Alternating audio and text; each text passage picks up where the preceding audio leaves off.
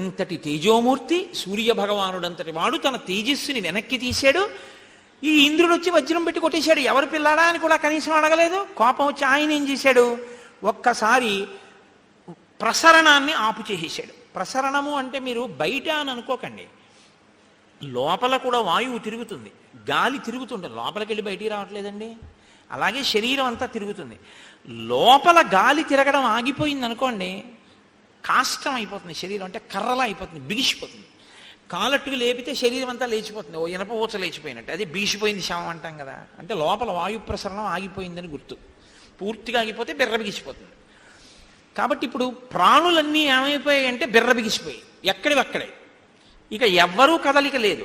అన్ని ప్రాణులు ఆగిపోయాయి. అన్ని ప్రాణులు ఆగిపోతే సంధ్యావందనాలు అయిపోయాయి, సంధ్యావందనాలు అయిపోతే యజ్ఞాలు అయిపోయాయి, యజ్ఞాలు అయిపోతే యాగాలు ఆగిపోయాయి, హోమాలు ఆగిపోయాయి. కాబట్టి ఇప్పుడు హవిస్సులు లేవు. హవిస్సులు ఎవరు తినాలి? దేవతలు తినాలి. వాళ్ళకి హవిస్సు లేదు. ఇప్పుడు వాళ్ళు ఏమిటి, అసలు ఎవ్వరూ ఏ హోమం చేయడం మానేశారని చూశారు అంతే. ఎక్కడి వాళ్ళు అక్కడ స్టిల్ ఫోటోగ్రాఫ్ అంటారే అలా ఉంది లోపల.